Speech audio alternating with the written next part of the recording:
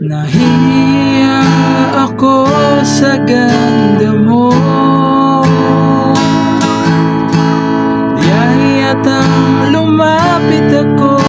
Hello mga ka-idol! So ngayon, meron ulit akong ituturo sa inyong magandang kanta. Ang title pala nitong kantang ituturo ko ngayon sa inyo ay yung Sana'y Tanggapin ang Pag-ibig Ko by Efrel Boy Regino. So napakadali niya lang tugtugin mga ka-idol at basic, halos karamihan sa kanya is basic chords lang.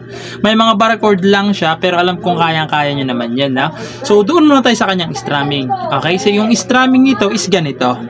Down, down, up, up, down, down. Okay? Pag yung chords naman ay nasa loob ng open close parenthesis ay dalawang down lang. Okay? Lilipat agad. Okay? So proceed na tayo doon sa kanyang verse. So yung verse niya rito mga ka-idol, A. Ayan yung A, first string, second string pala, second string, third string, tsaka fourth string. Ayan.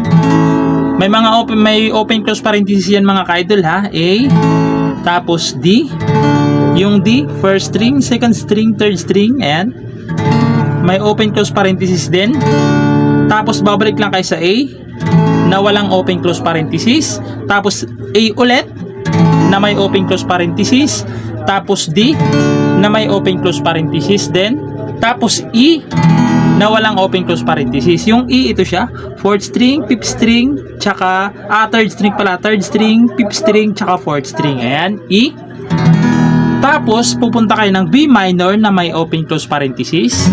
Yung B minor nakabara sa second fret, sa third naman second string, sa fourth fret naman ay fourth string tsaka third string. Ayan, B minor na may open close parenthesis. Tapos E, tapos C sharp minor. Yung C sharp minor ito siya. Nakabara siya dyan sa fourth fret. Ayan, 1, 2, 3, 4. Nakabara siya dyan. Dito naman sa fifth ay second string. Sa sixth fret naman ay fourth string tsaka third string. Ayan, C sharp minor. Nasa loob rin niya ng open close parenthesis. Pati F sharp minor. Yung F sharp minor, nakabara siya dyan sa second fret. Sa fourth fret naman ay fifth string lang tsaka fourth string. Okay, ayan. F sharp minor. Yung apat na chords na yun mga ka-idol nasa loob ng open close parenthesis yan, no? Tapos babalik lang kayo ng B minor. Nasa open close parenthesis din yan, nasa loob. Tapos E. Nasa open close parenthesis din yan, nasa loob. Tapos A. Yan yung walang open close parenthesis, yung A, no? Yan nakalagay naman dyan sa screen. Ayan, A. Bali yung mga chords na yan is 2 times yung gagawin, okay? 2 beses. So, sasampulan ko kayo ng kanta para mas maintindihan nyo. So, ganito naman siya kapag tinugtog. Nahiya ako sa ganda mo, di yatang lumapit ako sa'yo. Kinakausap na lang ang litrato mo, na sana'y tanggapin ng pag-ibig ko. Tapos isa pa, natatakot akong mahalata mo, na masyado akong in love sa'yo. Kinakausap na lang ang litrato mo, at sana'y tanggapin ang pag-ibig ko.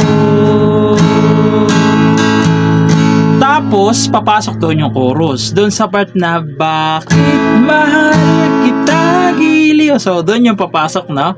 So puntahan na natin yung kanyang chorus. So yung chorus niya naman dito mga ka-idol is A na nasa loob ng open close parenthesis, C sharp minor, D, tapos E. Okay, yung apat na chords na yan is nasa loob sila ng open close parenthesis, no? Yung apat na yan, 2 times nyo yung gagawin, okay, sa chorus. So sasampulan ko kayo para mas maintindihan nyo. So ganito naman siya kapag kinantahan. Bakit mahal kita giliw, itinatanong sa aking puso, Kapag ika'y nasa tabi, hindi na ako mapakali. Ang pag-ibig mo. Tapos papasok na yung kanyang refrain, okay? So pupuntahan na natin yung kanyang refrain. So yung refrain niya naman dito mga ka-idol is D na nasa loob ng open close parenthesis, E, C sharp minor, F sharp minor, tapos pupunta kayo ng B minor, tapos E, tapos A. Okay? So, kakantahan ko yung refrain para mas maintindihan nyo. So, ganito naman siya kapag kinantahan. Ang pag-ibig mo ay inspirasyon ko, at sana ay tanggapin ang pag-ibig ko. Tapos, instrumental. Okay? Yung instrumental niya is A, tapos D, tapos A ulit, tapos D ulit, tapos E. Okay? Kung makikita nyo dyan, yung sa instrumental, yung E wala siyang open close parenthesis, no? Yung AD lang meron, no? So, ayun lang. Sana nagustuhan nyo ngayon yung tutorial natin, and bye-bye!